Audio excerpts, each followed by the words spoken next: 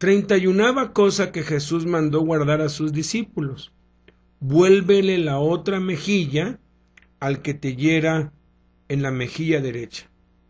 Mateo 5:39, después de decir no resistas al que es malo, dice antes a cualquiera que te hiera en la mejilla derecha, vuélvele también la otra. Este es un mandamiento que ha sido muy malentendido, que ha sido mal utilizado, algunos para abusar de otros y otros para permitir que les hagan abusos de todo tipo. Tenemos siempre que considerar la Biblia, la enseñanza de Jesús en el contexto. Tenemos siempre que ver el mandamiento en el contexto. No lo podemos sacar de contexto y utilizarlo para nuestro beneficio o utilizarlo como un pretexto o una excusa. En este caso, es un mandamiento que ha sido muy malentendido y muy mal usado, y algunos dicen, no, yo no me hago cristiano porque pues me van a humillar todos y pues tengo que dejarme y no tengo que hacer nada. Recordemos que el mismo Jesús, cuando fue abofeteado por un alguacil, el alguacil de Anás, que era suegro del sumo sacerdote, protestó. El suegro del sumo sacerdote, que no tenía ninguna autoridad judicial ni espiritual, le hizo una pregunta, le preguntó ¿dónde están tus discípulos? Y le preguntó acerca de su doctrina. Jesús guardó silencio respecto a sus discípulos, pero en cuanto a su doctrina le dijo, yo públicamente he hablado en el templo, ¿quieres saber lo que yo enseño? Entonces pregunta a aquellos que me han oído. Y entonces el alguacil, obviamente, con la venia, con la autorización de su patrón, de su jefe, le dio una bofetada.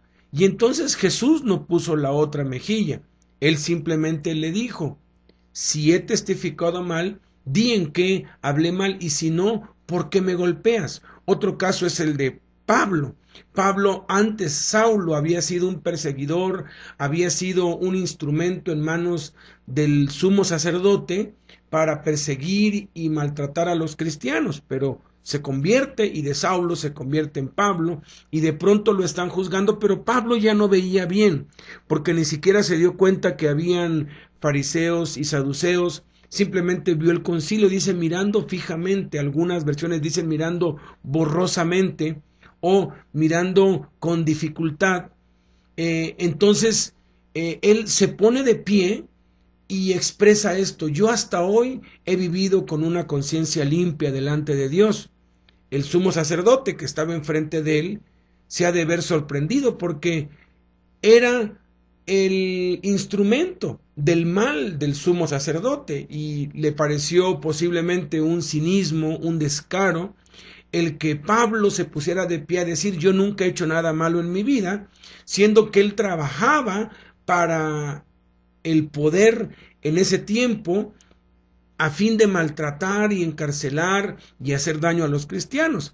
Entonces el sumo sacerdote mandó que le dieran una bofetada a Pablo. Pablo se da cuenta de quién le manda a dar la bofetada y no pone la otra mejilla, protesta y dice, Dios te golpeará a ti, pared blanqueada, que es una maldición muy fuerte, significa en esos tiempos Dios te va a tomar con su mano y te va a embarrar en la pared hasta que seas parte de la pintura. Alguien le dice ahí al sumo sacerdote de Dios injurias y él dice, no sabía yo que era el sumo sacerdote, porque está escrito, no maldecirás a un príncipe de tu pueblo. No puso la otra mejilla, sin embargo, cuando Jesús fue a la cruz, se dejó golpear, se dejó latiguear, se dejó abofetear, se dejó escupir. Cuando Pablo echó fuera el demonio de una mujer que adivinaba y lo encarcelaron, también se dejó golpear. ¿Qué significa entonces este mandamiento? Significa simple y sencillamente que cuando es por causa del evangelio, pongamos la otra mejilla. Jesús no está diciendo que dejemos que nos pisoteen, sino que en el contexto es que cuando seamos golpeados por su causa, por el evangelio, entonces debemos poner la otra mejilla y estar dispuestos a sufrir y a morir por el evangelio.